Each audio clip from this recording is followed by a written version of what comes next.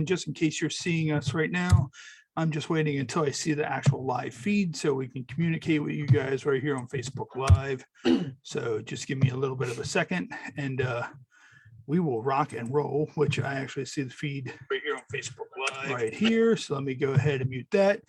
Ladies and gentlemen, welcome to the Happy Hour Podcast pregame episode. Of course, I'm Ray. Matt and Tom Nutty both are busy tonight. So joining me tonight, of course, one of the fellow War Pigs, and also he was a part of the Happy Hour Podcast first ever roundtable last Saturday night, which featured myself, Bob Starr, Ruckus, Chad Austin, and the one and only Psycrotes wearing his Al Snow Fear Psycrotes t-shirt. I just want to remind everybody, in case you forgot, Al Snow Fear is the high priest. Just putting that out there. And of course, you know, another weird night here in Maryland. You know, it's the whole thing that it's windy as shit. We've had 2 days in a row where it's almost been 60 degrees and it's supposed to snow on Sunday. So, you know, I was wearing shorts today. Yeah.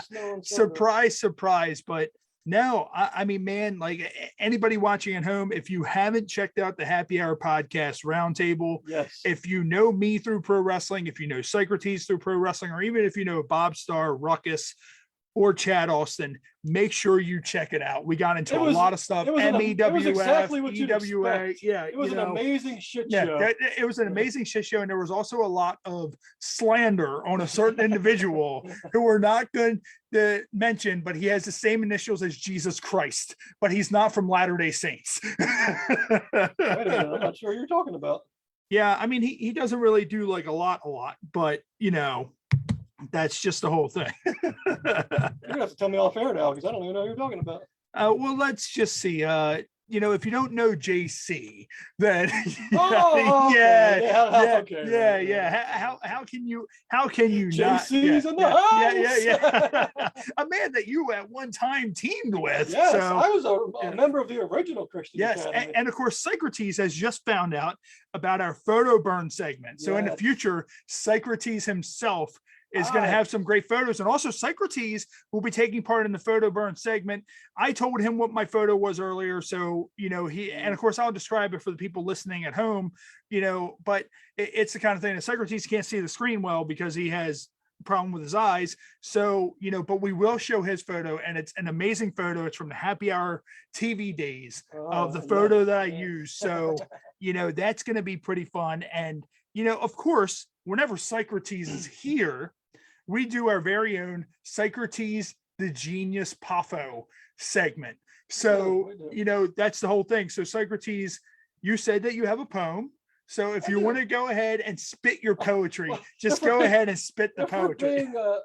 Correct here, I have like 3,000 poems. I have a specific poem for this podcast. Yes. To be politically correct, yes. Because God forbid we never be politically correct. Yeah. God, heaven they want to try to cancel Joe Rogan. They never heard this show. Well, I mean, here's the thing, and I'm just going to say this before you get into your poem.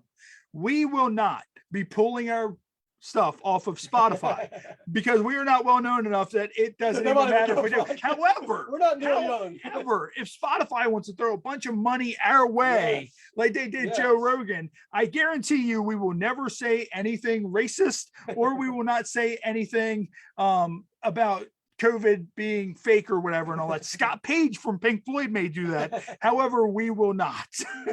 Far be it from us to say anything controversial. Yeah. God forbid. However, we will say almost anything else in the world that will probably offend you. And that's just the whole thing. Viewer discretion is always advised. And of course, I don't know how many times I've had to hear you say that the opinions of the high priest are not necessarily those of the Happy Hour podcast.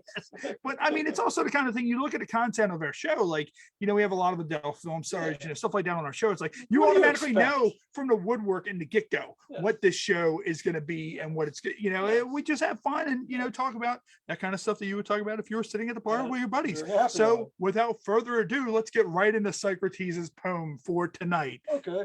Today we're going to do one from 2021. From 2021. Okay, so not that old. So it's kind of a new one. Yeah. And this one is entitled A Bloated Fucking Corpse. A bloated fucking corpse. So when you say a bloated fucking corpse, is it like a bloated corpse, or is it a bloated corpse that's fucking, because that would be amazing. Well, I like guess that's you gotta hang on and listen to find out. all right. Right? So hold on. What I'm going to do is I'm going to pull the seatbelt across and I'm going to click it in right here, and I'm going to put my arm on the wheel and get ready to let Jesus take the wheel as we get in to your poem. Okay. Romance is dead. America is dead. God is dead, and so is Nietzsche. Stott Weiland is dead and bloated. Katie Groves is dead, and I never even got to fuck her. That hooker in the trunk, she's dead. Gigi Allen, the king of punk, also dead. Chris Benoit is dead. You know who else is dead? Chris Benoit's family. ECW is dead. Ring of Honor might be dead. The universe is dead. This poem is dead. In time, all of us are dead. Oh my God. Well, there you go. A round of applause. Of course, our good friend DJ is watching live. He says Psycrotes poetry is something to behold, and it definitely is. And speaking of dead and death, I don't know if you heard, but they found out the cause of death for Bob Saget. Yeah, which blunt force trauma. Like how? Like I don't understand. He must have fell. Yeah, he must have fell. But what is he falling on? Like I mean, I don't know. Something. Because you know what? Eric's talking on 98 Rock, and they were saying, he was in a hotel room. Yeah. You know, if you're in a room, you're not familiar with it. Maybe it's a little dark. Yeah. Maybe he just didn't know he tripped. He fucking hit his head the exact wrong way. And I don't know. Or he slipped in the shower, hit his head on like a rail or some shit. But I mean, like that. Like I forget how many thousands of people die every year from falling in the shower. I mean, dude, he wasn't exactly young either. Well, look at it this way. And speaking of our good bud DJ, he had some head stuff that he had. And I mean, but it's also the kind of thing of look at all the times of us in wrestling. We hit our head hard. Oh, God, like, yeah. I mean, that's the kind of thing that we could have hit our head hard and just permanently put the lights out. You know, we've had times where we put the lights out for like a certain amount of minutes or a certain amount of time. Yeah. But, it's almost the kind of thing where we could almost permanently put the lights out.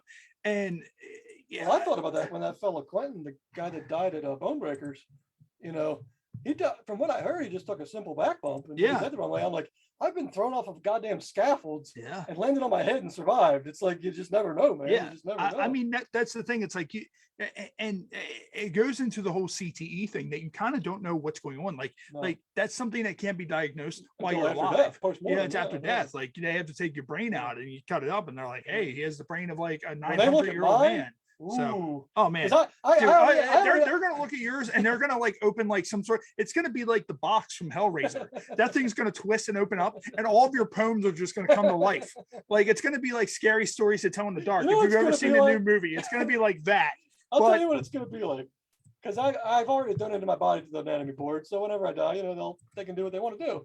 It's gonna be like two things actually. It's gonna be like the House of Pain show when I had the blading accident. Yeah. And the little girl in the front row puked.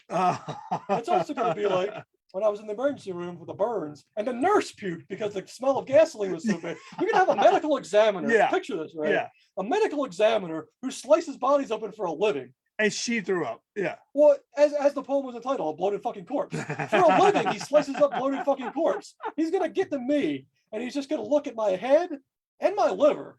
Yeah. And he's gonna walk out of the room and he's gonna quit his job. He's gonna be like, you know what? I can't do this anymore. I'm done. I'm done.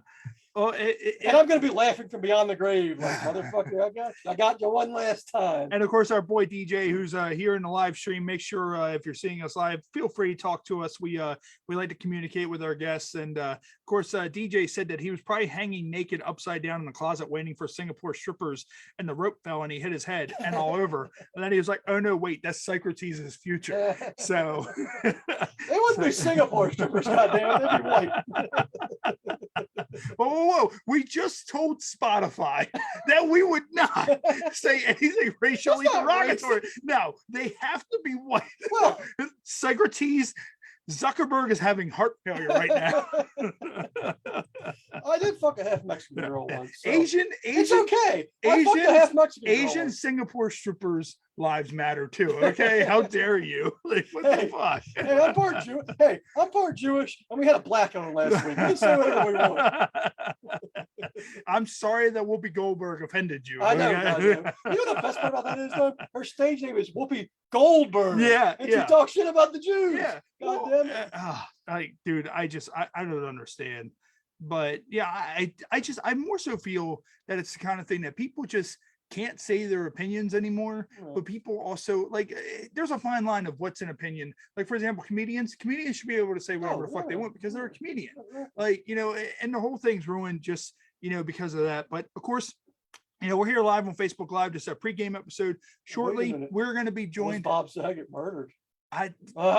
Yeah. You never know. Yeah, I mean, you never it was know. an accident. Yeah. You never ever know it. I'm sure Maybe, there's. I'm sure. Stamos and him still had heat. Yeah. So maybe Stamos finally got his revenge. Well, I'm sure. Oh, can I type? Oh, that goes. I'm sure if you type in Bob Saget conspiracy theory, I'm sure something will pop up 150%. I can tie this all back around to the poem. Are you saying his corpse was a bloated fucking corpse? Katie Groves was like stalking John Stamos, like on Twitter. Maybe she's the dead. Ghost of Katie Groves killed Bob Saget to get back at John Stamos because Stamos was tore up about that. I'm just saying this. Katie Groves is dead, and so is Bob Saget. Yeah. John Stamos is still alive. Yeah. I'm just throwing that out there. I'm just throwing that out there. I mean, she also was a big fan of Shawn Michaels, and look, I'd fuck Shawn Michaels, so I'm not even gonna hate on her. I mean, I don't know. Shawn Michaels is a sexy Shawn man. Michaels isn't dead, but his one eye is. So that's the whole thing. So maybe you know what else is dead? You know what else is dead? His hairline. Oh, and hey, that's coming from me. But no, I mean, dude, like almost anything in the world, if you put conspiracy theory after it, that's almost like if you type anything in the world and put XXX after it, it's going to have a search result. Rule 34. It exists. And I mean, that's the whole thing. And of course, we're here live on Facebook Live, and we're going to be joined by Kenny Aronoff soon. Drummer. He's played for Skinner. He played, he's played for all, of course, what was Chickenfoot. Yeah, so he's played for Chickenfoot as well. We had to do the interview a little bit later. He's flying into town. Originally, Eileen told us that he did forget about it, but he said he's going to still do it. So, I know he just flew into his hotel tonight. His arm's tired. But it's the whole thing of, if he doesn't make it, we'll just roll around, we'll get him rescheduled or whatever, but we'll see what happens at 9:00, see if he comes through. I'm pretty sure he probably won't be able to stay too long because he just, he's checking into his hotel and, all that shit. But of course, our good buddy, Michael Walters, he said, don't make fun of Shawn Michaels adopting the Robert Gibson eye. That's good. Yeah. Robert Gibson had the original lazy. Yeah. Robert. And what I'm going to do real quick is I'm going to get into our Urban Dictionary term of the night, which is exclusive right here. I felt bad for Robert Gibson though, because he was a good-looking guy. Yeah. But he was always right next to Ricky Morton. He was just a handsome motherfucker. Yeah. He was the ugly one of the team. And our Urban Dictionary term of the night, which is exclusive right here to our pregame episodes, is broche. Broche is an activity in which bros gather around and crochet together. Usually only occurs in the latter stages of a bromance. It's a pretty chill thing to do. One of the descriptions is, yo, we gonna brochet tonight? Hell yeah, you bring the yarn and I'll provide the natty. So have you ever crocheted, right? No, I have not crocheted. No. My wife was crocheting there for a while, but I never crocheted. We should do this live on an episode. We should brochet. Listen to me, bro man Reigns. We should brochet together on the Happy Hour podcast. Next week on the Bros of Stalin? Next week on the Happy Hour podcast, we brochet. I mean, how can Spotify not go with something like that? But here's the thing. If for some reason this fucked up twisted show of ours ever makes it anywhere, I think I would more so wanted to kind of be like a late night talk show type thing, like, because the podcast element is good, but there's so many other things, like, like with Happy Hour TV, we did so much other shit. Like we did like the Easter egg shot of Yep. Doom. We did the 12 shots of Christmas. Oh, Like God, just that yeah. kind of stuff that like, we took, and of course, look out for the footage on YouTube when we post it, but we took you to the strip club on your birthday one year. What was it? You turned, I turned 31. you turned 31 and we had the strippers chop you 31 times. And yeah, so Ooh. I mean, just stuff like that we did that. I'm not gonna lie, we, that hurt. Yeah, if we ever had the budget and I could do something like that, I would love That'd to be do great. something Oh, yeah, like that'd that be again. tremendous. Because I'm used to doing that. Like I'm used to having a camera. Like I just can't sit here and just get on the microphone. That's why Facebook Live exists. That's why, I'm more so gearing my stuff towards the video end of the podcast than the audio end, so, and the video end's performing a hell of a lot more, a hell of a lot better than what the audio is. And when you got So- handsome devils like us on Yeah, the show, yeah, you gotta have video. You can't just have audio. Come on. Yeah. I mean, and so that's the whole thing. But, of course, we're going to have Kenny Aronoff shortly. Next week, we will have author Wendy Cox. She's going to be on as well. Promoting her book, talking to us. No relation to Courtney Cox. Yeah. And of course, get out and buy some merchandise. We have, buy the shirt. buy some shirts. Do we still have Al Snow Furious High Priest shirts? They are still. Then that's the shirt you people need to have. They are still on our official website, Or a Bob Star shirt. or a Bob Star shirt. Which, speaking of which, I got to get with Steve. I do want to have a new Bob Star shirt done up. We were talking about it briefly at the round table, which I want to do a new Bob Star shirt where it says Bobby Star, but in the Hollywood lettering, and it's on the Hollywood Hills. Yeah, because it was Hollywood. And that's the thing is, it's cool that when I did it, I asked Bob, I was like, hey, do you mind if we, sell a shirt or two or whatever and all that? He's like, dude, I don't give a fuck. You're keeping me relevant. I've made my money in the business. Go ahead, do whatever. And I'm like, oh, well, that's cool that he officially gave us. And we were talking a little. He's so cool. Yeah, we were talking a little bit with Bob at the round table, and we were saying that Bob has never done a shoot. He's never done a shoot in his entire career. So, we're talking a little bit with Bob on maybe doing a shoot interview with Bob Star, which will be the only one in existence, which will be exclusive to the Happy Hour podcast. So, that'll be fun just hearing, because Bob's such a mellow, soft-spoken guy that, seeing Bob actually turn the heat up on somebody, that right there. That was one thing that was great about the round table. You had of course, the host, trying to hold on together. Yeah. You had Bob and Claude, the most laid back, chill son of us. And you had me and Chad just healing on each other the whole time. It was the best. And of course, shout out to Chad, Bob, and Ruckus. We're trying to get Ruckus on a future episode with just Ruckus, which would be cool, with the regular, theme of the show itself. Speaking of shirts, we still need the High Priest Heat shirt. We do. There's a lot of shirts that I want to do. Like I want to do what was it? Battlefield Amputations Man t-shirt. If I can ever fucking not stutter over my words saying that. I want to do that. Like there's a whole I want to do the Kamikaze shirt, which is Quasimodo wearing the Kama uniform, and he has kamikazes in his hands or whatever. That's quite no, I'm sorry.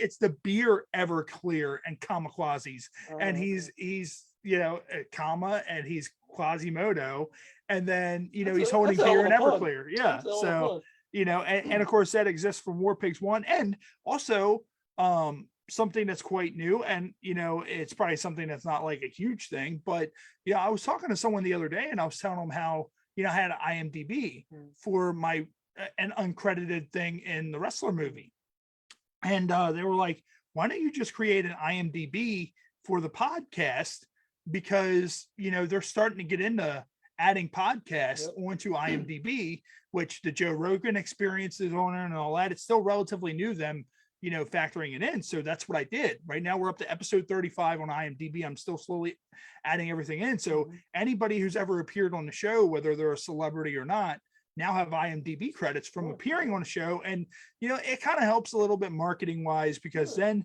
people can sit there and they can look back and, if they look at Dee Wallace or, anybody that we've had on the show, Wes Scantlin, anybody, Jake Roberts, they'll see the Happy Hour podcast when they're IMDb, and it's just kind of, oh, what's this? Boom. So, it's the whole thing of, just getting the show out there and putting it in elements and places where you would never expect it to be. And it's like, you see it up there. And of course I have the new logo, which shout out to Steve Freeman, who did our new logo recently. That's the whole thing of, you're going to see that on there. So you're going to see that, you're going to be, oh man, like, what's this podcast? And then, hopefully it turns us on to a bunch more degenerates who, like the show and, all that. And of course, Psycrotes, of course, May 7th, our 100th episode. Our 100th episode, which is going to be chaos. It seemed like just yesterday we did War Pigs 1. Yeah. And I was just, shooting on everybody on Earth. Yeah. And I mean, that's the thing. But, May 7th. We're going to have how many participants? Well, May 7th is going to be complete chaos, because what I did is I put out an open invitation to any 30, first 30 I hear back from, of former guests, friends, whoever that have appeared on the show. Like Sean and go wire to wire. Yeah, and that's the thing. So what we're going to do is we're going to do our first ever happy hour pod rumble. And so it's going to be 30 people. And what we're going to do is I want to try to do, if we can get enough fans, with it. Of course, a lot of the guests are going to be providing prizes. We're going to have happy hour podcast t-shirts, hoodies, whatever. We want to do like gift card. we want to do like a Hollywood Squares type thing, on that, which will be cool, where you choose a celebrity and pretty much you're like, hey, if they get the answer right, you get a gift. If they get the answer wrong, you have to agree, disagree. And then what we would do is what will be called hot tag Cards Against Humanity, which your partners, and you have to choose 2 cards for Cards Against Humanity. And, you're kind of competing against each other. And then of course, after that, after hot tag Cards Against Humanity will be Incoherent, which this is where the rumble becomes the rumble, because what we're going to do is we're going to play Incoherent, and I'm going to randomly draw everybody that'll be in the room at random on who's going to be number 1 and number 2, and they're going to play Incoherent. And if number 1 and 2 get Incoherent right, then number 3 will come in. Every time somebody's right, another person will come in. However, if you can't get so you need to be good at Incoherent, which I feel Tom Nutty, Justin Schlegel, they're all going to do amazing because they did good on that. But that's the thing. It's like you lose at Incoherent, you're eliminated. So that's the way an elimination happens. And then, if they want to hang around for a little bit, okay, that's cool. You're just, you can't take part in the game anymore. But that's the way it is. And then the winner will be the person who is the last person standing, who eliminates the last person via Incoherent. So have you ever won a Royal Rumble in your career? No, I haven't. And neither have I. So maybe one of us will get our first Royal Rumble win. I was kind of toying around with the idea of maybe making up a cheap replica belt with the Happy Hour Rumble logo on it. Cool. And whoever wins, we send the belt out to them as, hey, thank you. You're the first Happy Hour Rumble winner. Just the next time we do this, which I don't know if it'll be the 1 year anniversary, 2 year anniversary, episode 150 or episode 200. Just make sure you're able to come back, in defend that Rumble, crown. To defend it. Because at that point, by the time next time we do it, we'll have so many guests at that point that a lot of the ones from the first go around probably won't be a part of it. So, that's the whole thing. But I think that'll be fun. It's something that's a little bit different. It's going to be complete unorganized chaos. But 98 Rock, they do it a lot of times with their virtual happy hours and stuff. So, I think it'll be cool. I think it'll be fun. It's something a little bit different, and I mean, the whole thing is everybody knows we're wrestlers. So it touches on that whole, wrestling perspective, and everybody's just kind of like, oh man, this is insane, but also marketing aspect, you got to look at it like that. Like, I do what I can to get the show out there. So at that point, you have 30 people plugging this thing to where it's being, sent out to all these different people. Names, get the word up. Yeah. Billy Anselmo once said, "Spread the goddamn word." Yeah. You know what else he said? He said, "Last song tonight's called I'm Broke and I'm having a good time." And then after the song, he said, "Thank you very much, everybody. Smoke fucking dope." I mean, that's the thing. It's like, spread the word, spread the seed, spread whatever you want. Spread your legs. I mean, that's just the whole thing. What is Valentine's Day weekend? So spread your legs and the seed. Yes, it is Valentine's Day. It's also Day Super Bowl weekend. It's here's a question. Well, here's the thing, and I don't mean to cut you off, but the younger generation's about to find out. They're about to find out who the fuck we are, because that Super Bowl fucking halftime lineup Mary J. Blige, Dre, Eminem, Snoop Dogg, Yeah, Dr. that's Dre. gonna be good. They're about I'm to looking find the fuck I'm out actually looking forward to that. who Yeah. we are. And Yeah. actually, speaking of which, Snoop Dogg just bought Death Row Records. Did he? I didn't So know that. yeah, so now people don't have to live in fear of Well, Suge Knight. Suge Knight wasn't doing anything yeah, with it. yeah. Well, I mean, that's the thing. It's like they don't have to live in fear of Well, you know Suge he's in Knight. jail, right? Well, yeah, I mean, the fucking, like, that's the thing. I'm afraid that Suge Knight is like the fucking Al Capone of like fucking rap. Like, I'm not going to say anything but bad about here- Suge Knight. I here's shoot the- on a lot of people. I'm not going to say anything bad about Suge Knight. because Suge Knight will break out of jail, drive here during this podcast, bust down the door, and murder you in front of everybody on Facebook, and not give 1 ounce of shit about it. And the thing is the only difference between Al Capone and Suge Knight is that Al Capone got fucking Alzheimer's or dementia, and well, whatever, but he had dementia, Right. so he hid fucking multi-millions of his money fucking all over the place, Oh, yeah. and don't remember where the fuck he hid it. So I could go outside and just dig a hole to fucking plant something one day and find fucking money and be like, oh, hey, look, it's Al Capone's fucking money, because that's how fucking stupid he was when he was hiding his money. But Suge Knight probably buried a few Yeah. things in his time, but Yeah, maybe not money. But... yeah, well, I mean, that's the thing. That's one thing you and Suge Knight have in common. Okay, here we go. You potentially buried, somebody. Yeah, allegedly. Well, Allegedly. Well, how about this? We can't confirm or deny, but I cannot wait for the Psycrotes deathbed autobiography to come out, to where you sit there and you grab one of us by our shirts and you're like, I fucking did it, Chase.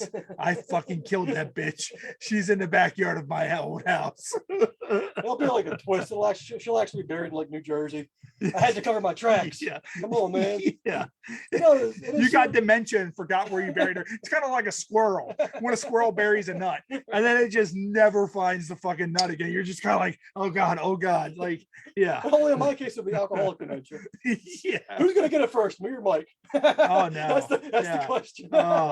Speaking of shooting, there's Psycrotes shooting from the hip. So it's Hey, my money's still on me, even though I'm sober at the moment. I mean, let me say this. I love Mike to death. Psycrotes is like the Jake Roberts of our group. Like, everybody else is gonna die of stuff, and Psycrotes, after all the shit that he's done and drank, he's gonna still be alive. I mentioned Like, this on the round table yeah. when Bob was talking about Rain passing away, because I didn't know he had died.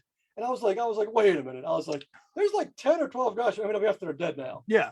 I'm fucking 40 and I'm still here. God, you know what happened? God just forgot. He was busy. Yeah. He was jerking off. He was killing somebody else. It's like, the new Exodus song. I was busy killing somebody else. you know? Yeah. What are you going to do? But no, like I said, it is Super Bowl weekend. That's going to be an amazing halftime show. Yeah. But as the resident degenerate gambler on the show, take Cincy in the points. That's my advice. It's also Valentine's Day weekend.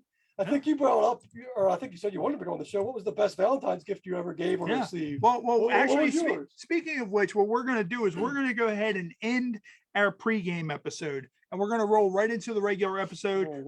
Once Kenny Aronoff joins us, we'll go ahead and admit him in the room.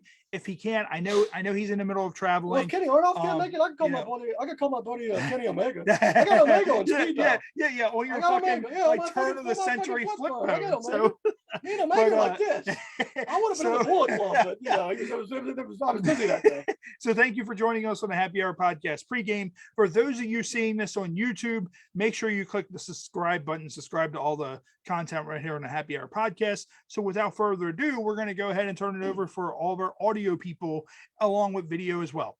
Ladies and gentlemen, welcome to the Happy Hour podcast. Of course, I'm Ray. This week, Matt and Tom Nutty are not here. So the one and the only, the legendary, the high priest of hardcore, Psycrotes, is with me this week, as we are here on every major podcast platform. Of course, we are streaming live right now on Facebook Live. And if you missed the pre-show, you missed out on an amazing piece of prose. Yes. Like things completely went off rails, talking about Bob Saget and, just all kinds of crazy stuff that's happening. As they tend to do on this show. And of course, our guest is going to be Kenny Aronoff, but, a little bit of a disclaimer, Kenny Aronoff, we're not sure if he's going to be joining us tonight or not.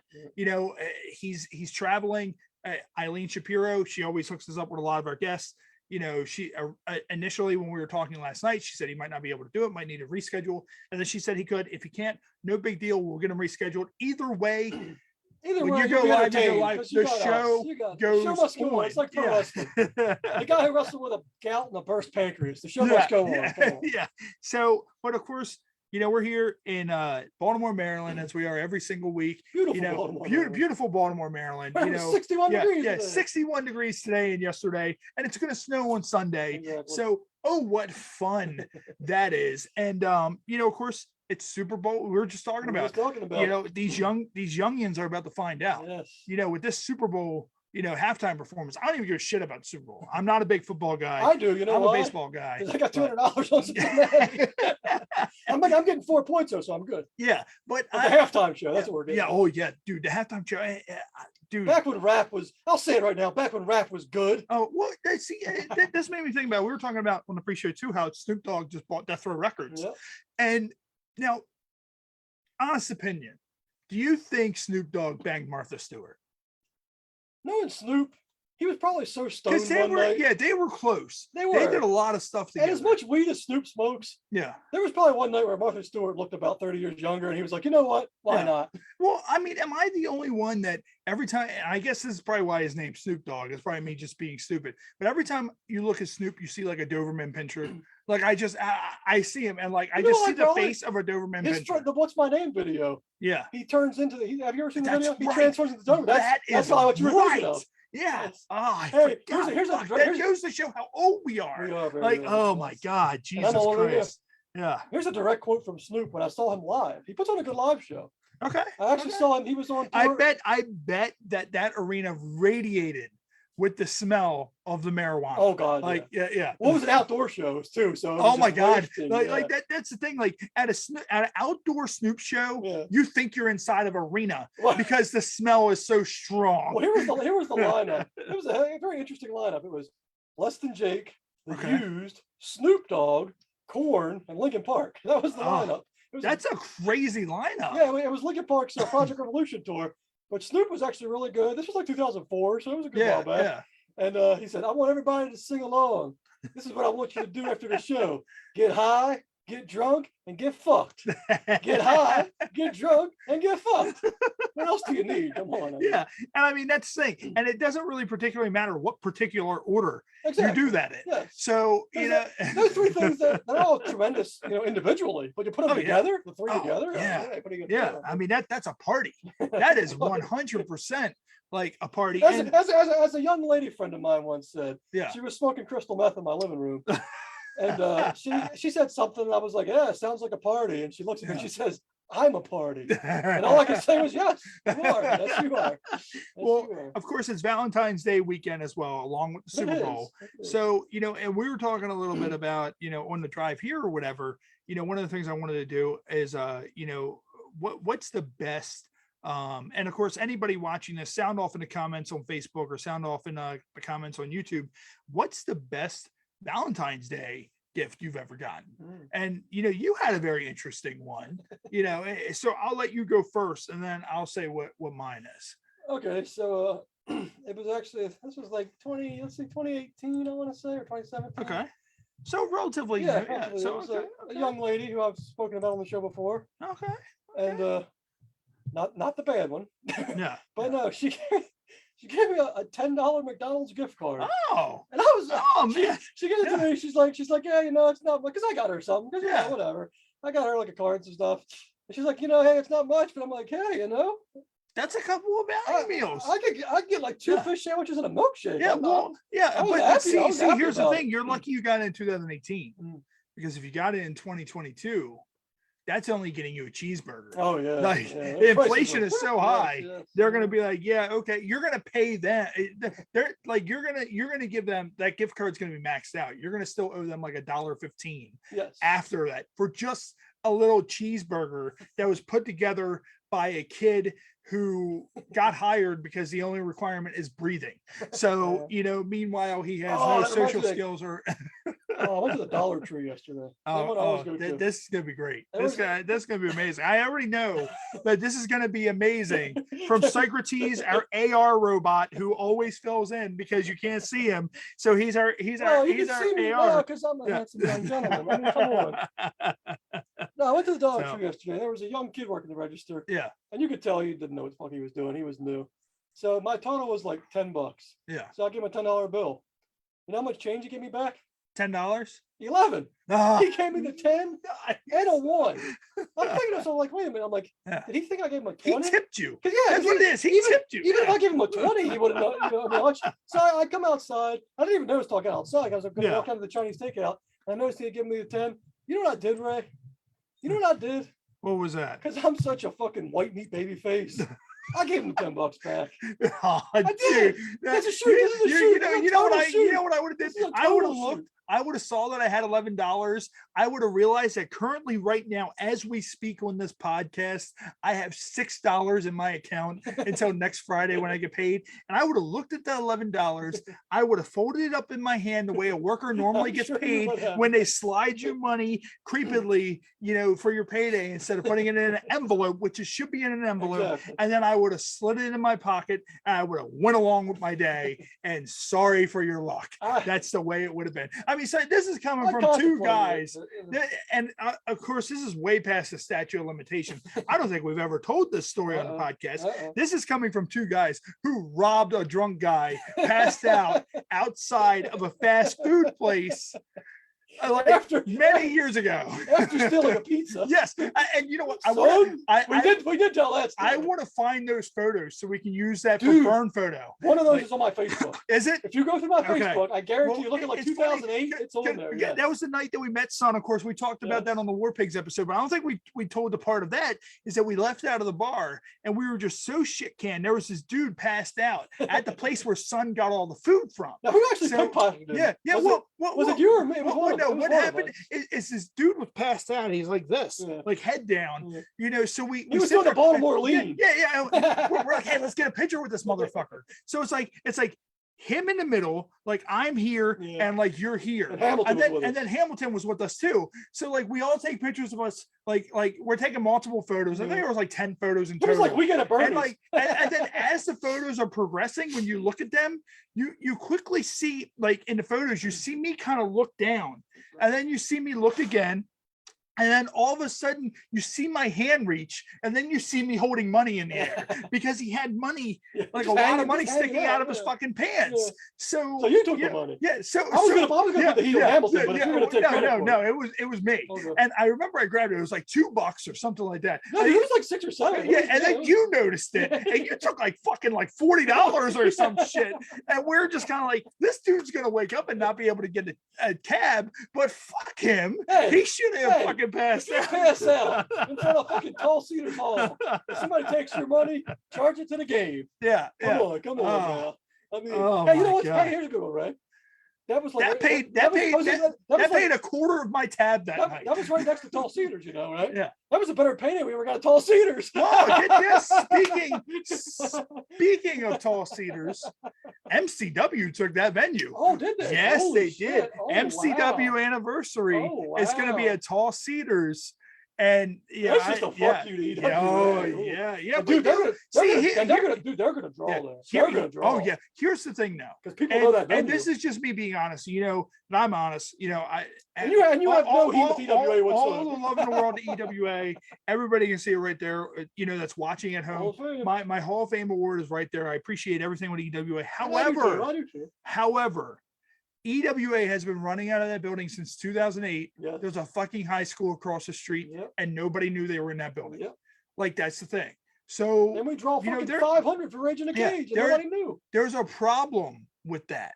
You know, like, people should know that it's there. So MCW is going to go in there, and they're going to bring in like the Hardy Boys and fucking Lita and all that shit. And you know, that's the whole thing. And like, coming from me, the history that I have in that building, I bled all over that building. I unmasked as Gold Thumb in that building. You know, EWA Hall of Fame award. I've defended titles. I've won titles. I wrestled Adam Cole in that building. I almost Adam Cole in there. Yeah. Ryan, Teddy, Newey, Drew Gulak, you name it, Jake Roberts. All those memories are at Tall Cedars. You were Jake, that was at Tall Cedars? Yeah, that was at Tall Cedars. So I'm assuming that was probably your favorite match you had at Tall Cedars. One of them. You know what? I've had a lot of good memories. Honestly, what's that? When I ref for Cole and Trent Farrell. Oh, okay. You know why? Just Yeah. because it was cool. Because that was like Yeah. when Cole was first, getting popular, Yeah. and like it was such a good match. And I was just roughing that match, but I was like, you know what, this guy's going somewhere. And like literally, like a year after that, he was ROH World Champion. Yeah, yeah. And I mean, And that's they did the really thing. well. Like Trent was great. I mean, you look at it like this, and I brought it up on the round table. Well, I got a little bit into it, but when I was with EWA, and of course we got off of our Valentine's Day thing. We'll fade back into that. Yeah, we still gotta get your answer. You know how this show works. We bounce back and forth all over the place. But I mean, I was, a lot of people may think that I have an ego, and damn well, I've never had an ego. I never will. But I was probably to this day one of the most relevant Maryland champions they'd ever had. And I've recorded every match I've ever had in my career. I had 67. You told me that. 67 title defenses That's a lot. in my 2 reigns, and I won the title in 2008. I lost it in early 2010. So between the 2 title reigns, I had 67 defenses. 67. That's not even counting tag matches when I was champion or anything like 67 defenses. But of course, that was in the era when we had the free shows. We had JD Bywriters. We had, we were doing shit not to cut you off all the time. Here's a stat, because I'm a stat guy. Yeah. You had 67 defenses of the Maryland title. Was that one reign? 2 between okay. 2. Yeah. In my career, I've held 3 separate championships. Yeah. You know how many defenses I got combined to the 3? 0. 2. Nice. I guess I got to explain that. Yeah. Yeah. 2 of them I got stripped up because of health reasons. Yeah. And the other one I had 1 defense and then I dropped it. So yeah. Okay. What are you gonna do? Yeah, but I mean, At least I dropped it to Jay Baller. Yeah, I mean that's the thing. It's like as I said, EWA. But I'm very outspoken. But also, I'm not obligated to anybody. Right. I can say whatever the fuck I want about it. I'm never going to work again. Me and Blood had our blow off, last year. The whole thing. Blood left. Which, speaking of which, War Pigs 3 was a year ago last week. When we did the round table, and that's the thing that me and Blood talked about that. That's how we both wanted. If we both were ever in a situation where we were going to retire, I was reffing. Yeah, the 3 of us. So together. The 3 guys who traveled together more than anybody else. Yeah, but anyways, let's get back onto it. Of course, Valentine's Day best. I think mine. Well, let's recap real quick. Yeah. Can you top a $10 McDonald's gift card? I think I can top a $10 McDonald's gift card. And of course, me and my wife, we aren't really known for doing a lot of stuff on Valentine's Day. Can I give people a hint? Yeah, sure. Go ahead. There's a hint for you right there. Can you see it's kind of, the microphone's kind of in the way. Yeah, there you go. All right. If you can't get that, then you got a low IQ. But the whole thing is me and my wife, we don't really do anything like spectacular for Valentine's Day. Like we'll do like the Chick-fil-A, like heart-shaped, chicken biscuits and, shit like that. But we don't really it's so crowded going out on Valentine's Day. But I think my favorite is my wife. She did as a dual Valentine's Day gift and birthday gift. She got me tickets to see Metallica, which was one of my bucket list bands. At M&T Bank Stadium, with Avenged Sevenfold. Opening their first stadium tour that they had done in 10, 12 years. It was their first American stadium tour in 9 years. Yeah. And that was insane. And we ended up, I think it was 3 or 4 rows back on the floor. Yep. I was on the floor too. Yeah. And I mean, that was just insanity. I mean, that concert itself, we went up, we were pre-gaming before the concert. So we were pretty lit before we went in.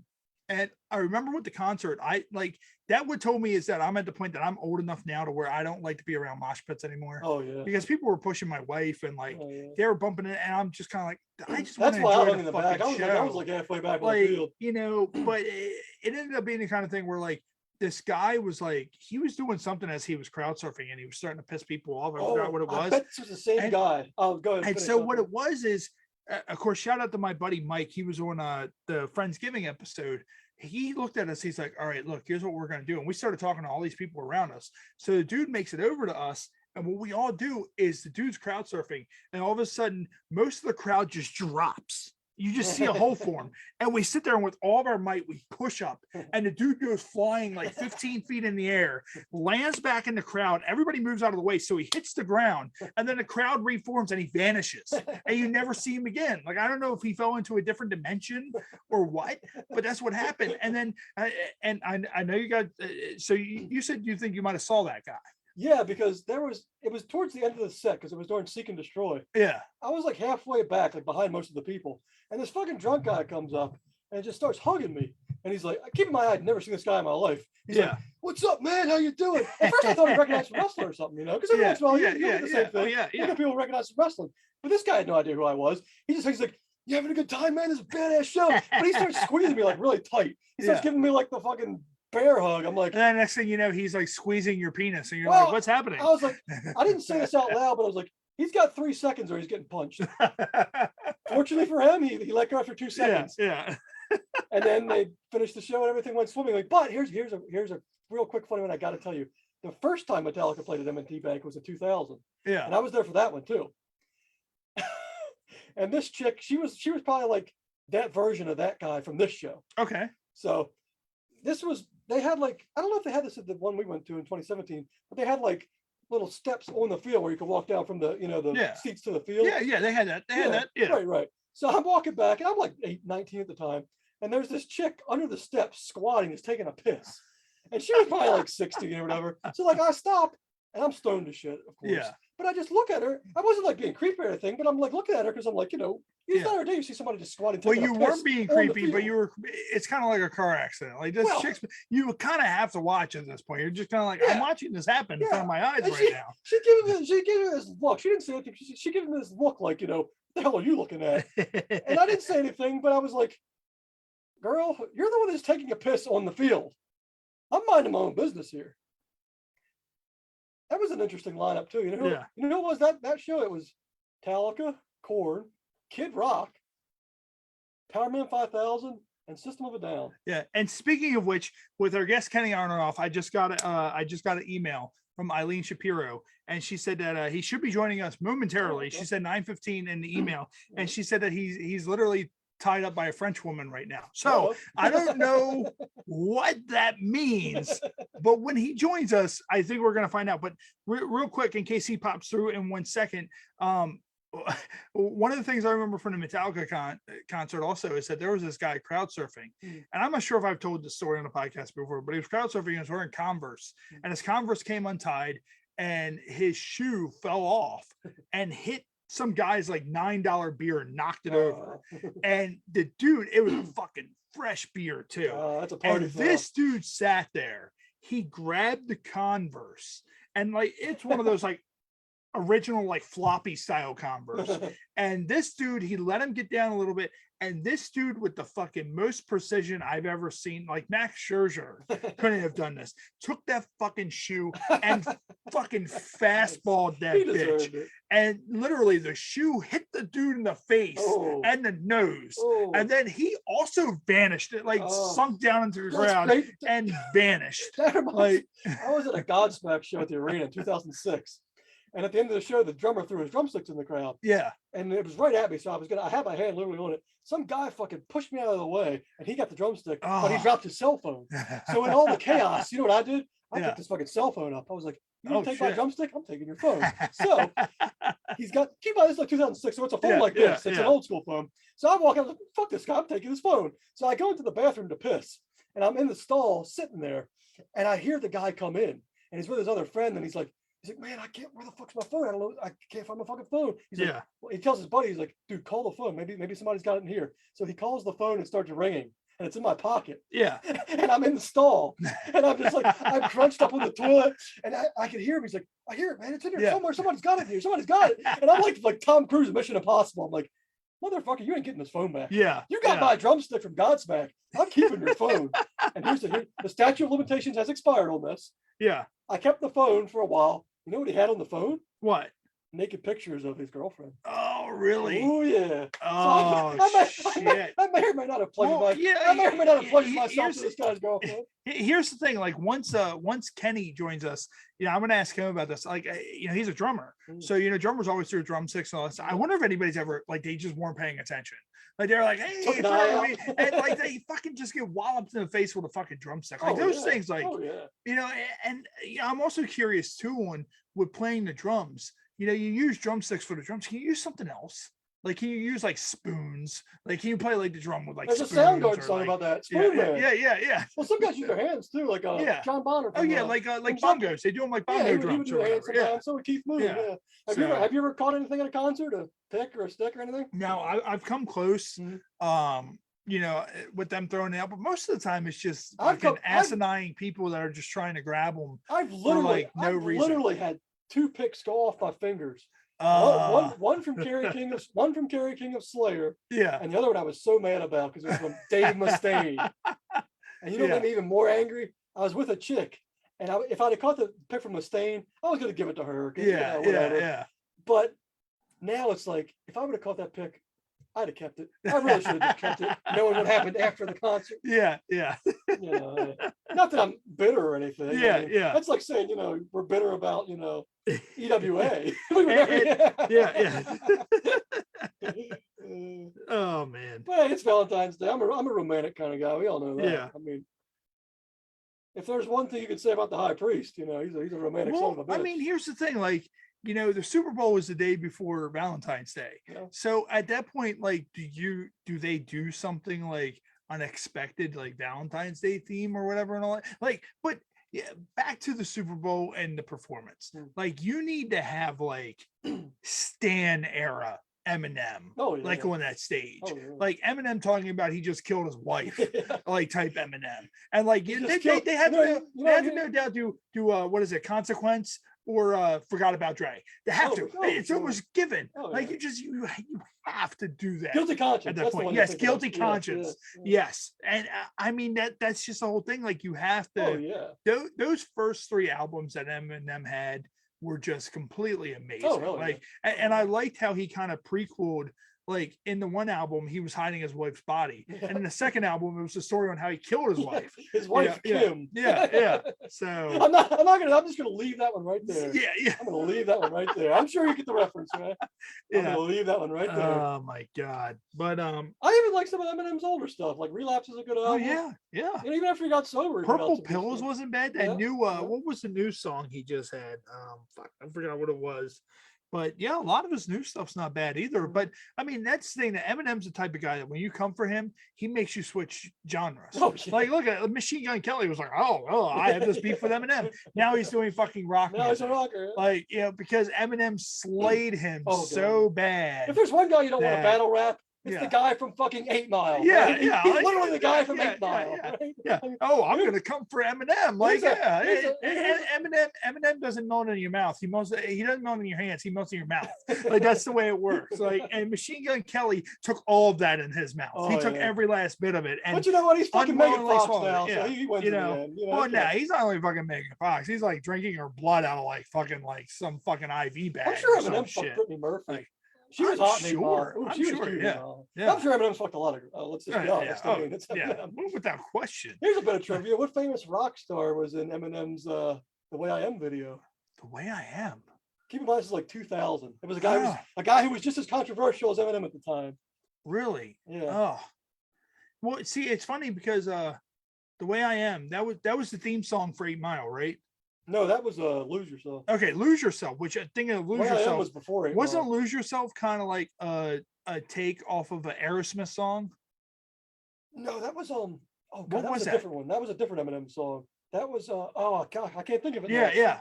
Sing for so. Sing for the moment. Sing for the moment. Yeah. It's in my head. It's in my head too. Yeah. But no, the rock star the trivia. It's Marilyn Manson. Oh, okay. I haven't seen that video. This is and so long. Well, this was like when they were trying to blame him for Columbine and shit. So Eminem was like, "Hey, if you're gonna talk shit about this guy, they're talking shit about me too. Let's put us in a video together and just fuck with everybody."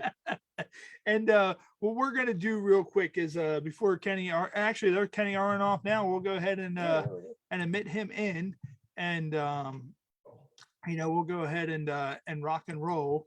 So we'll go ahead and admit him in, and we'll see what's going on. But no, dude, I literally that's the thing. As I said, it's going to be a culture shock for a lot of the youngins that are going to watch the Super Bowl. Yeah, that's the thing. The kids of today. They're used to this soft ass fucking 2020, right? And I mean, that's the thing. Also with rock music too, is that the kids of today don't know what real rock is. The kids of, they don't know. Hey, Kenny, how you doing, man? Welcome to Happy Hour Podcast. Dude, did you say happy hour? Yeah. Oh, hold on. I'm going to unplug. Hold on. Stay right there. So, You're gonna love this. So I besides being a rock star drummer, I'm a speaker. So I'm down here in Orlando giving a big speech tomorrow, but this is a big event, and this is what they gave me when I Oh, got to. nice. I know. Nice. I told them I was bourbon. So this guy who is the main head guy here for this event, it's a corporate event, and I have an agent, and Yeah. he read my autobiography, Sex, Drums, Rock and Roll, Yeah. and then we started talking. He says, I guess I wasn't in there, but I'm a bourbon guy, so he bought me a bourbon thing. So, and I just, usually when I do these events, I try to hook up with the people to the night before, so that when I speak, that they know me, I know them. Yeah. Yeah. Some of them. So I just had dinner. That's why I'm late, and I apologize. But You're fine. I'll You're have, fine. I'll have to tell you, man, the guy just shoved two old fashions down my throat. So, And speaking of which, we were talking a little bit about Metallica, because we were talking about what was your best Valentine's Day gift you ever gotten? And mine was my wife got me tickets to see Metallica when they opened in Baltimore in 2017, which is a bucket list band. Have you ever had their blackened whiskey? We had that as a one of our no, featured drink. Oh, dude, you got to try it. Like, it's amazing. really, We is had it? it. Yeah, we had it as one of our featured drinks not too long ago, right here on the show. And of course, man, you've seen all kinds of stuff. You Oh played yeah, foot. yeah. You've done stuff all all over the place. And have you ever had an instance? We were talking about catching drumsticks and catching guitar picks and all that. Have you ever had an instance where you threw drumsticks out to the crowd and someone just wasn't looking, and they just got annihilated with a drumstick? Yeah, There's- yeah. As a matter of fact, I stopped doing it for that Yeah. reason. Okay. So Okay. about before the pandemic, I was on tour with John Fogerty, and there was we were one of those humongous festivals. I mean, it could have been 200,000 people out there, and these super fans that I know because I see them, they follow us every show we do through Europe. They're there, and they're going drumsticks, and I go, all right, here it comes. I threw the fucker dead like rocket, right? Oh, So it'd go right to them. So it yeah. would go right to them. And somebody tapped the fucker on the shoulder. They turned their head and went bam. And when I got off stage, they were in the medic area with getting stitches. Oh, And I felt so bad because that was the thing. This guy stopped doing it. I yeah. felt so bad. And they said, no, I love that I'm getting stitches. They thought it was the coolest thing. They love being wounded and maybe scarred for life. Yeah. So I don't do it anymore because that's exactly what happens is Yeah. that you think they're looking, somebody gets distracted. Next thing, my biggest concern is, they lose an eye or something. I mean, it could Oh, be yeah. serious. Well, Even, Now- even if they're not looking, people just fight for the stuff so hard when you throw it Oh, out yeah, there. yeah. I've seen people just get creamed, yeah. And I it's, used to do it all the time. If I do anything, what I do is I walk up to the front and hand them or just throw them where it's like, yeah, it's kind of like odd. toss it to someone like right in Yeah. the front. It's actually funny now that you brought up, someone, bleeding from that. One of my good friends that I went to high school with, we're big fans of Stained. So we went to Oh, see, I know those guys. and They're from Springfield, Massachusetts, right? yeah. Well, And dude, I grew up 45 minutes from them. really Oh, nice. Yeah. Yeah. And we There's a went lot of to, good bands from Massachusetts. oh yeah, we went to see them at Meriwether Post Pavilion. Yep, And they had Baltimore, they have Maryland. that fountain. They have that fountain like right out there Yeah, outside yeah. Meriwether. So Mhm. he was drunk off of his ass, and he decided to take off his clothes and jump in the fountain. And when he did, Perfect. he cut his toe almost completely off. Like he got like Was this this- big gash Was on this it. Bobby? Yeah, yeah. Oh, And so God. he taped his toe up and watched the concert. And that scar to this day, he calls it his Aaron Lewis scar from when we went to see Stain, and he jumped in the fountain with that. So Wow.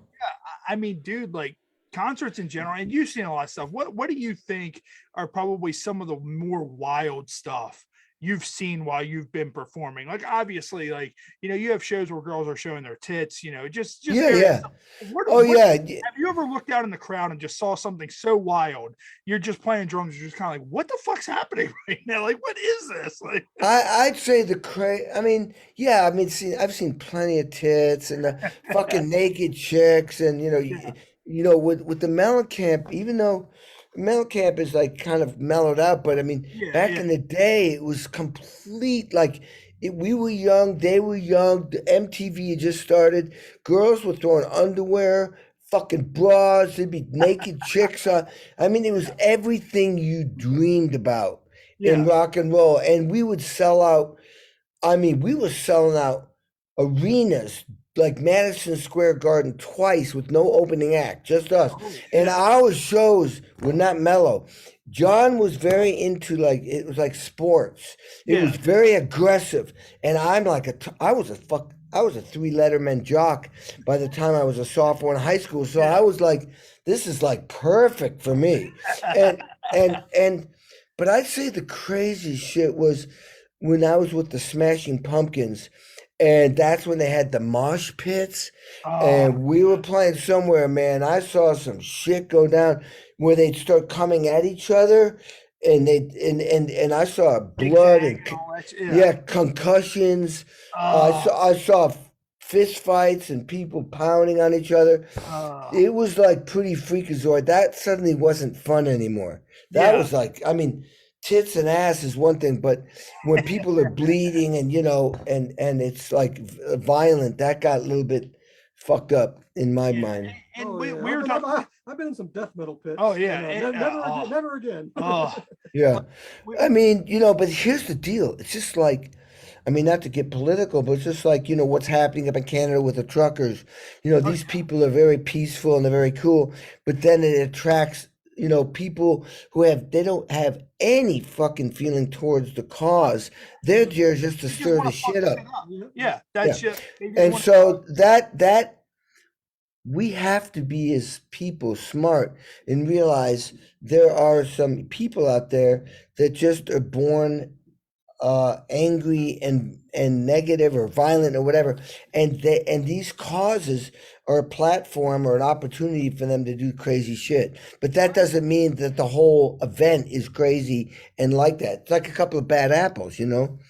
I mean, that's the thing. It's almost like when your sports team wins, like, the championship, Yeah. you have everybody is celebrating in the streets, but then you have these assholes that start fires Yeah. and then they're climbing light posts Yeah. and all that. And I mean, that's the thing. Like, we brought up Merriweather. Of course, we're from Baltimore. We're Baltimore guys. So Whoa, Baltimore's yeah. well known. Maryland, there's so many nice parts of Maryland. And Maryland's a very rich state. A lot of people don't know that. Yeah. But Right. everybody knows Baltimore for Second Baltimore. second richest. So, Yeah. the Orioles are in a rebuild right now. So imagine if the Orioles in a couple of years, once this rebuild is complete, they win a World Series. I don't want to know what's going to happen in the streets of Baltimore, because that's the thing. It's not going to be like 1980. Oh, dude, let me tell you something. Yeah. We Mellencamp, our bus drove into Philly after they'd won the World Series, and it looked Oh. like the entire city was burnt to the ground. And it Uh, was, and that was, and those people, when we would play at the Spectrum, I think that's where we played, the big arena, the yeah, Spectrum. yeah. Yeah, the Spectrum. They were their way of showing that they are happy and they have excitement is is actual violence. I mean, Yeah. they throw shit at you, and that means they like you. I mean, like, I know what you mean. Like, some people's, their version of celebrating is burning everything down, and that makes no sense to me. Yeah, It's and not cool. it's crazy because myself and of course my co-host, we come from the world of pro wrestling. So Yeah. that's the whole thing of and everybody knows it's predetermined and all that, but I've had Yeah. shows where like I pissed somebody off so bad that they Yeah. waited until the show was done and they were out in the parking lot and they Yeah. wanted a piece of their mind. Yeah. I'm like, bro, it's an act. Like, Yeah. what do you want me to Yeah, do? yeah, If you wanna yeah. go, I'll rip your face off. Like Yeah. that. You know, Yeah. I don't know what people are thinking. Have you ever had the instance? This is very common with wrestling shows a lot. Have you ever had an instance where someone, kind of jumped up on stage when they Oh weren't? yeah. We have people come over the guardrail all the time. They get rocked because as soon as you get in, it's like Well, it's the music- endangering the performers. Well, the music, know, I mean, yeah. Diamond Well, Daryl, that's the most Oh, yeah, infamous, you know, yeah, of all yeah. time. well, usually we're in rock shows, 99% of the time we're ready for that, and there's somebody looking for that. And when somebody comes out, and it used to be maybe not as cool, but it could be turned into very cool, where the security people, no matter how wackadoodle the people who came on stage, they'd kind of come up to him and say, "Here, let me help you." And even if the person was psycho on Yeah, whatever they were doing, Red Bull and vodka all day, and that's at the very least. And yeah. they knew they were instructed to be cool no Yeah. matter what, and we usually have a big enough guy there to handle whatever is going on, and so but because what you don't want to do, you're standing in front of 20,000 people in an arena or 200,000 in a huge outdoor festival. You don't want to get the people in the audience angry at you, Oh, yeah. Oh, yeah. because now you've got a bad situation, which Yeah. could turn into who knows what, Well, I mean, So, and speaking of Stained again, I saw a video not too long ago. Stained just recently, started touring again for the first time in a long time. And I remember seeing a video of Aaron Lewis. They were throwing mud like up at the stage. And I remember Yeah. Aaron getting on a microphone. He's like, if you're going to act like fucking children, one more motherfucker throws mud, we're going to fucking stop playing or whatever. And he's like, did they "If you're gonna start act like throwing? children-" Did Yeah. they start? No, Well, they you know, stopped. They Yeah. stopped? Awesome. The That's thing- awesome, because it could have gone the other way. Oh, yeah. Yeah. Like, but what Well, was you know, that? you know, I was gonna say that comes from the famous Green Day set at Woodstock when they started throwing the mud. Yeah. Green Day just picked it up and fucking threw it right back at them. Yeah, They just went along with it. I know And, but that's cool that he did. That means that the true fans were there and they wanted the concert more than the mud. And well, I'm gonna ask you one more thing, and then we're gonna get into some of our games. Yeah. We were talking a little bit before we went on air of, of course, you guys travel all over the world. You travel from state to state. Most of the time, stuff's transferred via truck. But has there ever been a time like when you guys fly overseas and all that, does all the equipment and like the instruments and all that, do they get flown overseas? Because everything can't be driven. Like, has there ever been an instance where it happened to any of your bands or anybody that you've ever played with, where they kind of lost their luggage, but of instruments, like somehow drums go missing or a guitar goes missing on a plane? Because I don't think I've ever heard that, but of course, I'm sure you guys are so well prepared with having multiple guitars. Yeah. Rarely has that ever happened, because you got like companies one company that comes in mind is called Rocket Cargo. And Okay. they're a professional company that knows how to ship equipment within the United States but overseas. And Yeah. you get the equipment, you put it on a what do you call it, on a wood a grate or whatever they call it, and then they shrink wrap it, and it's all wrapped up, and it's put into a container. Yeah. It's put on a plane. So most of the time, it's I think maybe I vaguely remember something was late or something, but they have it's like a UPS. You have a tracking number, so it's a very professional thing these days. So things get taken care of real well. So as somebody who's been around and played with so many different musicians, who are some of your favorite drummers? Oh, people ask me that all the time. I mean, I'm the type of guy who thinks that everybody's great, because every person on the planet is unique and special. So when they play, it's going to be unique and special. But if I have to, at gunpoint, have to pick my favorite rock drummer, I'm going to say, John Bonham from Nice. Zeppelin, because he covers it all. He's doing everything that every drummer should do, which is beat, time, groove, and be creative. And then if I had to pick a jazz drummer, I'd say Buddy Rich, because he was a freakazoid at technique. He's like the Bruce Lee of drumming. There's a lot of guys that do martial arts, but Bruce Lee was something off Oh, the yeah. charts. And Yeah. so that's what Buddy Rich was. He was born with a phenomenon, some weird physique that I don't care how talented you are, you'll never be that. You Yeah. know? And what we're going to do is we're going to get into our game segment real quick, which is called Ode to Humanity. And there's actually a new segment that we've been doing for the last couple of weeks called Burn Photo. So what we do is we show photos of ourselves that we believe should be burned in a fire, and you help us roast those photos. Oh yeah.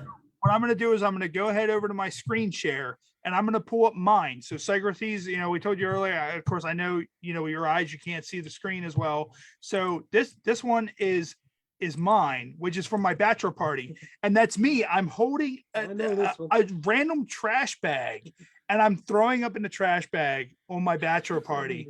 And that was, come around here. It's right. That one right there. And that was not long after the hot dog chunks. I got a lap dance from the stripper and then I threw up all over the bathroom on my bachelor party. I remember that night. I remember that night a lot better than you do. A lot of people remember that night a lot better than I do.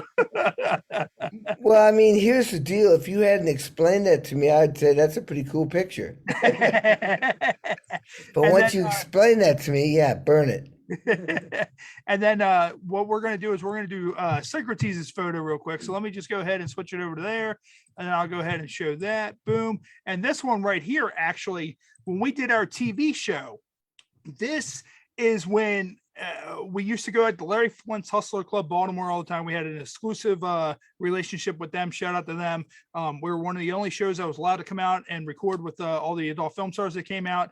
And it was our second interview with adult film star Jesse Jane. And of course, our friend Matt was supposed to show her his penis because he claimed to be hung like a horse. Yeah. Bitched out. So Psycrotes, you did it instead. Yeah, and then she kicked you in the dick. And this is what we see right now: is you bitch with Jesse Jane just laughing, standing in front of you. Here's the thing, though. I gotta dispute this because I actually don't want to burn that photo. Yeah. How many people can say they've been kicked in the nuts by a porn star? Come on, that's true. That's very, very true. But it does bring back painful memories. And she was wearing like these 6-inch heels. Oh, dude. Ooh, she got up in there. She got all up in there. Yeah. She did. I mean, I gotta say, what chick sees a well-hung guy?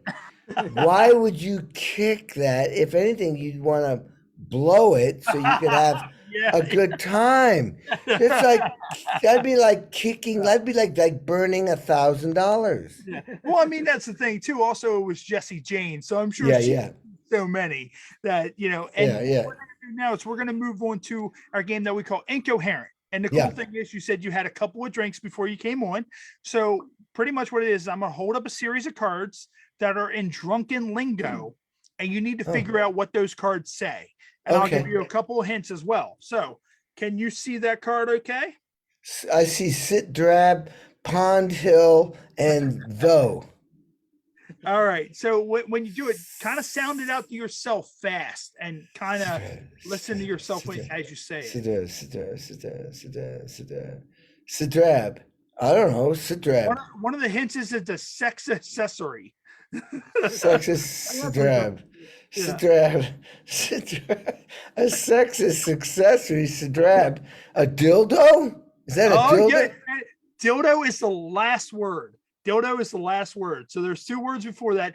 The other hint is like a clip-on tie, only slightly less professional. Clip-on tie, Pond Hill. Good God. Pond Hill. Sidrab Pond Hill. Sidrab Pond Hill. Pond Hill. You give up? I give up. Let me give it a shot, right? You want to see it? All right, Psycrotes is going to give it a shot. Dude, that's one fucked up person. Yeah. That's a very fucked up person. That's not even close. That's somebody who, I know people like that. I know it doesn't make. It is strap on dildo. So you had the last part with that. So here we go. At least I got the dildo. What do you think that is? Yoke Club ants. Yoke Club ants. Yoke. Normally they're tight and comfy, and women wear these a lot. Oh, I know this one. So cool, man. Oh, they're hot pants. Yes, but there's another word for them. It brings out the best in your butt. Hot pants. Oh, would they be those spank pants? Yoga Yoga pants. pants. I Yes, knew that. yoga pants. And then we Which have Yoga pants. Okay, I'm in the ballpark. and then we have one more. What do you think that is? Smoking. Oh, what? What? Give me a hint. Give me a Oh hint. my God! Like I heard you say it. James Lots of King. butts, but not the butts you think of. James King. The act of smoking one cigarette after another until you. Oh, it's marijuana. It's like it's like Yes, smoking pot. Yeah, chain smoking. That's the thing. A lot of times Yeah. you say it and you don't Chain- realize you say it, and Yeah. you're kind of figuring it out. And the last part of our segment, Ode to Humanity, I don't know if you've ever played it, is Cards Against Humanity. Yeah. So pretty much what I'm going to do is I'm going to read you off a subject card, and then you're going to randomly answer that card. So let's see, we have 1, 2, 3, 4, 5, 6 cards. So I'm going to read Yep. off a subject card, and then you're going to pick a random number between 1 and 6 Yep. and answer that card. If you're not satisfied, you get one other option after Yeah, that. but what is why would I pick a number to go with that card? It's a random answer. Oh, it's just total random. Okay, here we go. It's just totally random. So Okay. the face card is blank, awesome in theory, kind of a mess in practice. So what you're going to do is you're going to pick a random number between 1 and 6. Yeah, I'll go. Okay, so we'll go 3. 3. All right, so 3. Getting hilariously gangbanged by the Blue Man Group. Awesome in theory, kind of a mess in practice. Are you satisfied with that card, or do you want to choose another? I want to choose another because I'm curious what comes All up right, next. all right. What number you want? 3 is out. So we'll pick a 6. 6. All right. So 6. Women's suffrage. Awesome in theory, kind of a mess in practice. That is very true. I can't disagree with that one. And then some of the other answers you could have chose were having been dead for a while, the entire internet, police brutality, or the economy. Those are all pretty appropriate, Yeah. honestly. It's not a bad one in the bunch. And then this next one, what you're going to do is you and Psycrotes are going to each pick one, because Yep. it's a 2-answer question. So this one has 1, 2, 3, 4, 5, 6, 7. So the next one is blank would be woefully incomplete without blank. So Kenny, what number would you like to choose? Oh, pick 2. 2. All right. Psycrotes, what about you? I'll go 6. 6. All right. So 6. So 2 and 6. So the clitoris will be woefully incomplete without 4 real lizards that spits blood from its eyes. Oh man, that's so obvious. Yeah. So do either one of you want to change your cards? I've been saying that for years. That's pretty fucking funny. But I'm gonna go. I want to choose a card because I want to see if I can make it even better. All right. So what number do you want, Kenny? We'll go 5. 5. Again? All right. So 5. Do you want to change it? Do you want to keep a for real lizard that spits blood from its eyes? Let's go 4. 4. All right. So 5 and 4. So, all right. So this one isn't quite as good, but friendly fire will be woefully incomplete without Santa Claus. So, Friendly firewoman. and then some of the other cards were Arnold Schwarzenegger, licking things to claim them as your own, and auto cannibalism. So, Wow. yeah. So that is our Ode to Humanity segment. Thank you Yeah. for taking part Yeah. in that. And what we're Awesome. gonna do real quick is we're going to get into our featured drinks, which, of course, this is the last week for our featured beer, which is by Sierra Nevada. It's a limited edition. It is Narwhal Imperial Stout.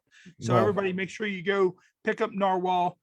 We've had it for the last 6 weeks here on the podcast. It's going to wrap up today. And then, of course, last week we finished up our featured shot. And my wife got this for Christmas, and it's been sitting around. I don't know what the fuck it is. I don't know if it's wine, liquor, whatever it is. But she's like, use this for your podcast. It's called Christ Tyndall Gashkum wine. And it says just heat and serve. However, I have not heated it.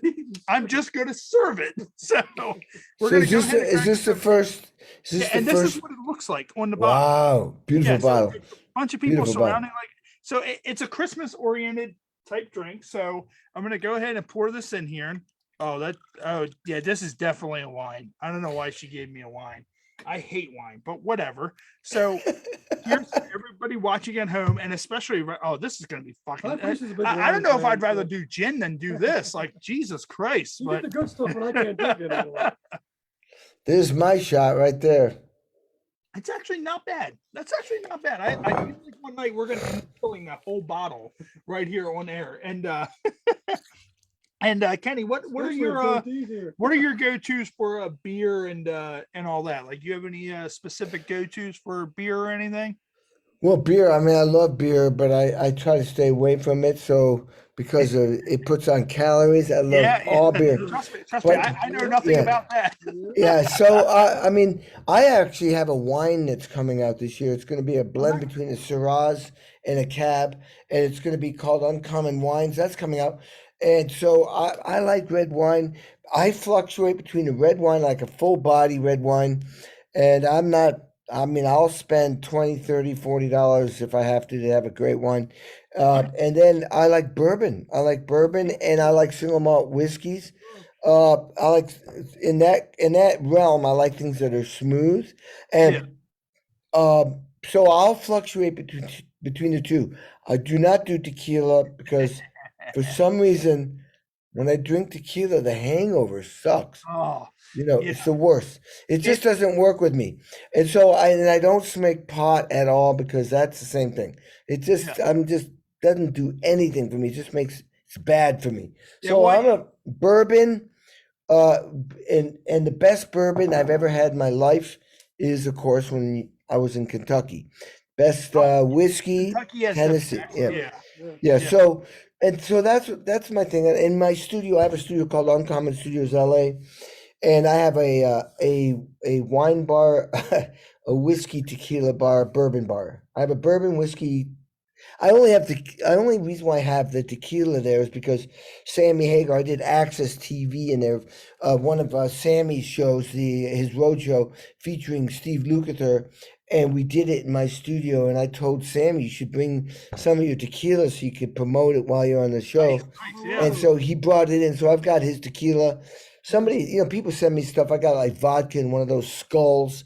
I think that might be what's his name? Dan Aykroyd.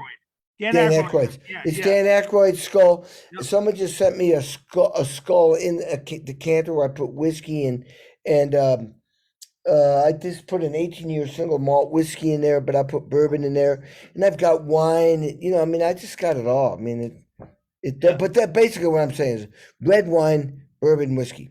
Nice. And if you want, once your wine's ready, have us feature some of it on show. Just definitely let us know. And Oh yeah. Yeah, it's gonna come out later this year, like in the fall, I think. Okay. It's gonna be a little pricey. I think it's gonna be a $60 bottle, but they're only gonna make 600 of them. But it's gonna have a little coin, a picture of my face with glasses on a snare drum. So the Nice. gold coin. They may add a keychain. Super classy bottle. It's made in Portugal.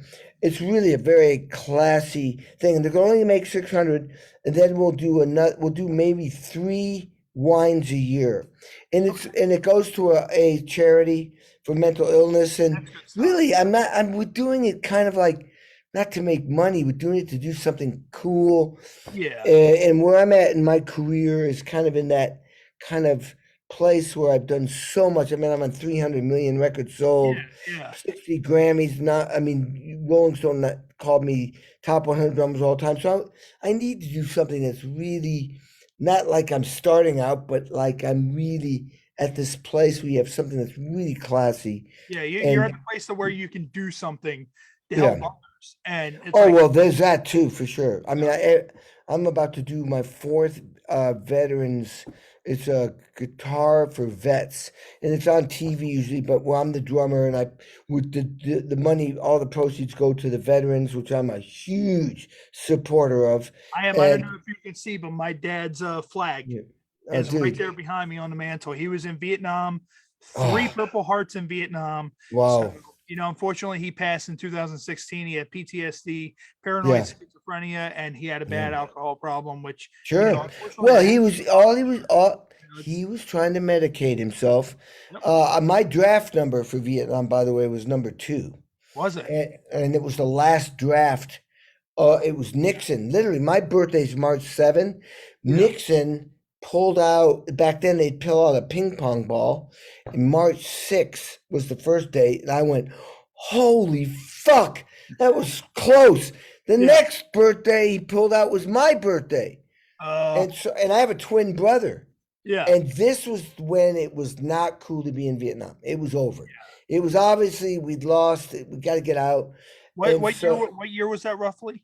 my draft number probably popped up in 1971. Okay. So My dad was so in 68 and 69. yeah. And I had a lot of friends who went to Vietnam. They came back pretty messed up. And when the Vietnam War started, you're gonna freak at this. The Vietnam War started before it was officially started. They sent a bunch of Americans over there, soldiers, to check out what was going on.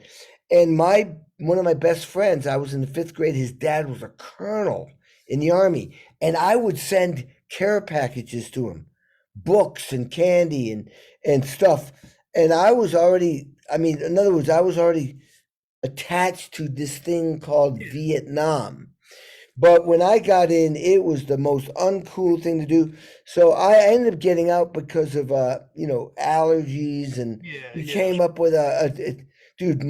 When I went to I'm totally pro our military because my dad did the last 13 missions in the big ass bombers with 10 people in them, and that took out Hitler. The last 13 missions, they bombed the fucking shit out of Germany on Berlin. And I've got pictures. I got his uniform. I've got pictures of, he was the bombardier, a navigator, but then he would drop bombs if something got fucked up. And dude, my twin brother filmed 13 DVDs of the last remaining 3 guys in those bombers that were alive. It was check this out. It was the pilot, the second pilot, and the navigator, my dad. Weird. All the other guys died first. And a lot of them became alcoholics. They were in those weird glass bubbles in the back of a plane. The German flak was coming up, blowing planes out of the air. That'd make anybody go crazy. Oh yeah. Like you look at it like this, like my dad had 3 Purple Hearts. He got all 3 of those Purple Hearts in 10 months. 10 months. Oh. Yeah, and the last one was a booby-trapped hand grenade that if he didn't dive like that out of the way, he would have lost his leg. So he had like shrapnel and all that in like 90% of his body. And VA took care of him. He got a lot of money through VA, retirement, all that. He also worked for the state of Maryland and correction. And it's just crazy. Like he said that after he got blown up, he went to Nagasaki, Japan to heal up. And someone stole all of his Purple Hearts out of his locker. And he was there for 13 months. And then they wanted him to go back. And at that point, at the point to where he could, when he got healed up and he could walk, he checked himself out of the hospital and he left. And thankfully they found him. But, due to the fact that he had 3 Purple Hearts, he got wounded 3 times, he got a general discharge. They were like, look, we can't dishonorably discharge you, but we know you have PTSD, we know you have the 3 Purple Hearts. So he got a general discharge so you could still get his benefits. I want to promote something to everybody listening.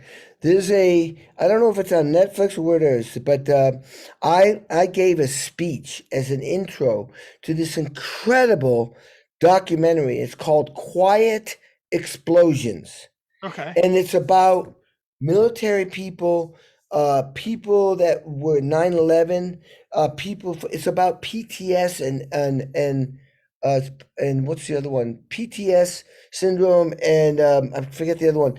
But it's it's about, being traumatized in your brain. Now, Oh, it's yeah. obvious in the military, football, boxers, but what I didn't know after I saw this documentary, Quiet Explosions, is that you can be emotionally traumatized, and both the emotional traumatized and the physical traumatized mess with your hormones, Yeah. which affects your brain. And my doctor is in the movie, and Oh, his that's cool. expertise is dealing with the veterans in the military. And what he does, he takes these veterans, he does blood work, he checks them out, and he can see where their blood work is all out of whack, and he rebalances it with nutrients and supplements, sometimes medicine, and saves people from committing suicide. Yeah. One of the doctors in there is Dr. Amen. My doctor is Dr. Mark Gordon. Dr. Amen, I think he's the one that handled Mark Rippon, Washington, Redskins quarterback. He was about to kill himself. And it was because he had basically brain trauma, PTS, and from CTE. playing football. And CTE. Yeah. That's yeah, yeah, and they saved him by balancing out his hormones, and he created a small hospital for this to help people with this. So basically, what I'm saying is, your dad, they didn't know what this shit was, and they didn't know how to deal with it. But this stuff can be dealt with. You see, in the military, they'll just hand you a bag of medicine, throw it at you. But my doctor is saying is that each individual has different yeah. labs, Everybody's and they different. need to deal with the specifics. Yeah. So if anybody out there has any trauma, it can be mental or physical, get your blood work done, Yeah. your hormone palette, and go see a doctor who's an expert at balancing out your hormone levels. Because the reason why I'm telling you this is that this could be the difference between saving your life or having a great life and having a miserable life. And your dad medicated himself, which is exactly what you do. When you're suffering, you medicate yourself because nobody was helping him. He medicated himself with alcohol, and then that then becomes another problem. Yeah. So Huge problem. Yeah. it makes so much sense. And so anyway, it's called Quiet Explosions. I think I it's gotta on find it. Netflix. Yeah. I'm gonna look it up. So You're gonna yeah. freak. You're gonna freak. It's amazing. Yeah. And of course, speaking with a lot of it too, I forgot the name of the song, but I remember Five Finger Death Punch. They did a video and a song based around the troops. Yeah. And I know in the video, like it was a Yeah. lot of They've done a them, like, couple. The one you're thinking they're of is Far From Home. I think. yeah, Far From Home. That's what it was. It was Far Yeah. From Home. And it showed them, some of them are homeless now. Yeah. And that whole video, like I watched that video and I literally cried Oh, because yeah. I thought of my dad, Yeah. when I was watching that Yeah. video. And, thank you for doing, what you're doing for the Yeah, that's veterans really and all cool. that. Cause Oh, absolutely. that's I, one cause that I'll always support is that Yeah. my dad wasn't a lot, but one thing he was a proud veteran. yeah. So, he got cremated in his, military uniform. Yeah. That's just the whole thing. So, but anyways, Kenny, I appreciate you coming on. I know you had a lot going on, and we're going to go ahead and let you get out of here. Where can everybody find you? Like, we know you have your speaking engagements, of course, your legendary music career. Where can everybody find you that's Well, watching? my website, of course, is www.kennyaronoff.com. I'm on Instagram, Kenny Aronoff. I'm on Twitter, official Aronoff. Facebook, Kenny Aronoff. But please, don't ask for a request because I've got like 2,000 people waiting. Yeah, I yeah. tapped out 15 years ago. And then on LinkedIn, I'm also Kenny Aronoff. And then you'll be able to find out everything that's going on. Awesome. So what we're going to do is we're going to go ahead. We're going to wrap up our Facebook live broadcast and wrap up the show for everybody listening at home on all major podcast platforms. When we do, Kenny, can you just hang out for 1 second Yeah. afterwards? Yep. Awesome. Yep. So, ladies and Yep. gentlemen, thank you for tuning into the Happy Hour podcast. Of course, we will be live again on Facebook Live next week with Wendy Cock. She's a author, so she's going to be talking about her books, everything that's out. Should be pretty cool. Once again, thank you for tuning into the Happy Hour podcast, and we will see you guys next week.